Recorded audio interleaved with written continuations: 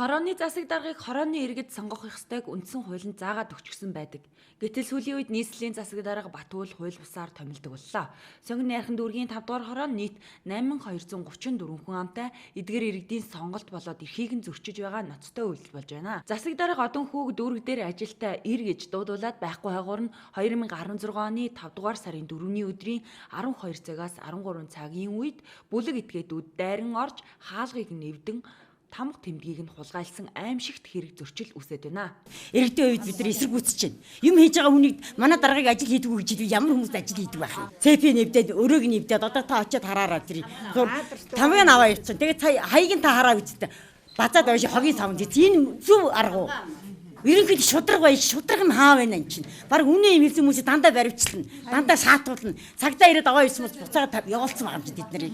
Дүүргээс яриад болилчихж байгаа тэрийг.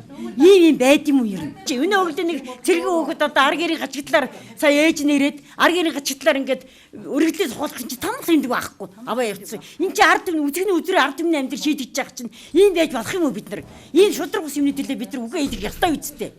Тийм учраас бид нар өнөөдөр энэ цөмөрөө байж байна. Энэ хорооны хажуугаар явж байгаад орж ирсэн хорон дотор. Гэтэл яг ийм асуудал үүссэн байхаар би ямар учиртай юм бэ? Би одоо юм хийдэг даргаа сонгоё. Даргын учиртай юм бол би одоо оролцсноо. Би энэ даргаыг сонгосон юм а гэд хэлсэн.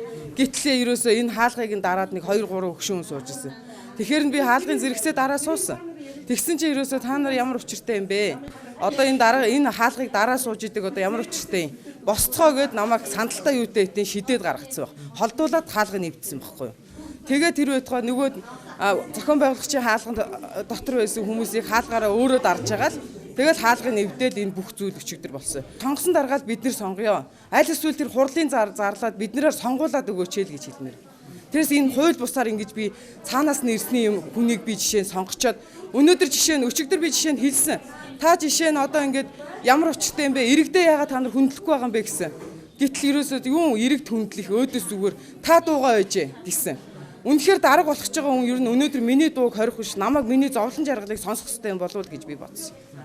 Бид тэнцвэртэй мэдээлэл хүргэхийг зорьсон учраас одоо засаг дарга болохоор томилогдсон ирсэн иргэнээс тодруулга авах гэсэн боловч иргэд нийтийн бухимдал туйлдаа хүрч хууль үйлчилдэггүй энэ төрд эрхээ зөрчүүлж байгаа иргэдийн зарим нь ухаан алдаансан юм а. Хаалгуудын онгоолгоо цэпийн хийж аваад тэгээд орсон байгаа. Тий. Энэ бол дүүргийн хуулийн эцсийнх мэж байгаа. Хуушин засаг даргаас одоо хүн энэ хэсэг бүлэг усуудыг цуглуучаад ингээд энэ албан тушаалаар байх гад ингээд байгаа орлоготой.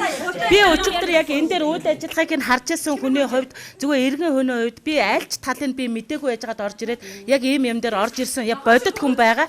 Тий. Хөөгдөж гарсан. Тэгээ энэ хүн бол үнэхээр яг хуулийн дагуу ингээд хуулийн дагуу орж ирж байгаа хүн юм бол өнөөдөр яагаад тэр зохион байгуулагчаа өөрөө биеэрээ ингээд дарж агаад тэгээд эргээгээд хүмүүсээр хаалга идүүлж байгаа юм бэ. Би айгүй гайхсан. Та үнэхээр албан ёсоор орж ирж байгаа юм бол ард түмний төлөөлөл болоод ард түмний энэ сонголтоор гараад ирсэн бол та өнөөдөр албан ёсны бичгээ та үзүүлж яаж орж ирэх хэрэгтэй байсан байхгүй юу? Албан ёсны бичиг үзүүлэхгүйгээр шууд энэ та хамтарч ажиллах ёстой хүмүүсийн хаалгыг дарж агаад өнөөдөр ингэнэ гэдэг чинь болоод би буруу сонголт байна л гэж бодож байна. Хууль гэж гуйл болсон сонгон найрхан дүүргийн 5 дугаар хорооны иргэд дээшээ тэнгэр хол доошо газар хатуу гэд засаг даргынхаа өрөөний үүдэнд сандал тавиад суулт зарлаж томилогдсон иргэнийг оруулахгүй төлөө чадах бүхнээ хийж байна. Ёс номоор нь хурлаа хийгээ тэгээд одоо отгон нь сонгогддөг юм уу одон хүн сонгогддөг юм уу ингээд сонгогдоод гараад ирвэл бид нар бол байраа тавиад баяртайгаа гараа явахад бэлэн байна. Иргэд ч гэсэн одоо яах вэ? Хинийх нь эднэр одоо ингээд энэ хүн одоо сайн болоод одоо дэмжигдээс гараад иржээ. Үнэхээр жингийн тухайн дээр тавихад дэндүү дээр доор хоёр байгаа болохоор эднэр ингэж дайраад байна л гэж ихчин ингэж бодоод үнэхээр харамсаж. 2 сарын дараа сонгуул болох гэж байхад хууль зөрчин байж томилдог засаг даргын дархан эрхийг шүүх газар байна уу гэхээс өөр арга алга.